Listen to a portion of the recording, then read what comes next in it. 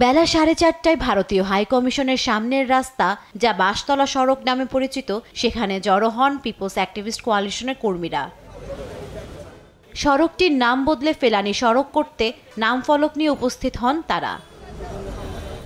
সীমান্তে ফেলানি স্বর্ণা দাস হত্যার ঘটনার তীব্র নিন্দা জানিয়ে প্রতিবাদ স্বরূপ সড়কের এ নামকরণের কথা জানান তারা। এবং দিল্লির আধিপত্যের বিরুদ্ধে দাঁড়াইতে গিয়ে এই নামকরণ করতে যাচ্ছি। ভারতীয় হাইকমিশনের নিরাপত্তা বিঘ্নিত না করে আমরা শান্তিশিষ্টভাবে এই সড়কটিকে শহীদ ফেলানি সড়ক হিসেবে নাম ফলক বসাতে এসেছি। কতদিন আমরা বনের প্রত্যেক দিন একটা করে বনের লাশ ঘাড়ে নেব। আমরা আমাদের এই সীমান্ত হত্যা বন্ধ করতে চাই। পুলিশ আমাদেরকে বাধা দিচ্ছে, এটা তারা বলতেছে নিয়ম কানুন মেনে, আইন কানুন মেনে আপনারা নিয়ম করেছে এখানে গাড়িয়ে কেন। তাহলে আইন কানুন নিয়ম যদি মেনে হয়, তাহলে কি আমাদের সরকার কি আইন কানুন নিয়ম সংবিধান মেনে হচ্ছে? তাহলে এটা আপনাদেরকে বলতে হবে। আমাদের ইউনূস স্যার, আমাদের উপদেষ্টা যারা আছে, সেনাবাহিনী ভাইয়েরা যারা আছে, তারা কি নিয়ম কানুন মেনে হয়েছে?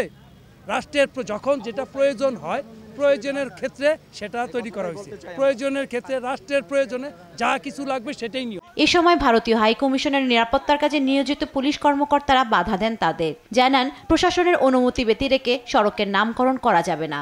আমরা এটা গেতে চলে যাব। আমরা মনে করি না এটা গাতার জন্য পুলিশের রাস্তার নাম ফলকের কাজ কার ইন্ডিয়ান এমবাসি? না না, এখানে তো আমাদের কাজ। ইন্ডিয়া এমবাসি কেন করবে? ইন্ডিয়া এমবাসি কেন করবে?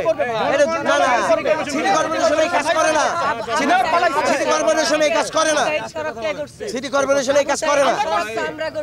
আবু সাইদ সড়ক আমরা করছি, সুতরাং ফেলানি সড়ক আমরা করতে পারি।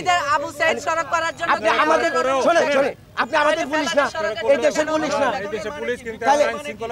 আমরা আইন শৃঙ্খলা ভঙ্গ করি নাই, ভঙ্গ করি নাই। তাহলে কি আপনারা বিপক্ষে দাঁড়াচ্ছেন? এই রাষ্ট্রের বিপক্ষে দাঁড়াচ্ছেন, এই রাষ্ট্রের বিপক্ষে দাঁড়াচ্ছেন। এই বিপ্লবী সরকারের না, বিপ্লবী সরকার এটা চাইবে না মানে? না না না না, তাইলে কি আপনারা এই জনগণের বিপক্ষে যাচ্ছেন? আগের সরকারের মতো জনগণ এটা চায় না। বাকবিতণ্ডার এক পর্যায়ে পুলিশের সাথে হাতাহাতি হয় প্যাক কর্মীদের।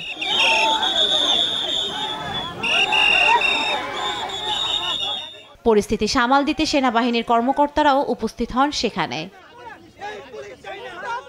এরই এক ফাঁকে সড়কের মোড়ে নাম ফলক স্থাপন করে দোয়া মোনাজাত পড়ে সেখান থেকে চলে যান প্যাক কর্মীরা।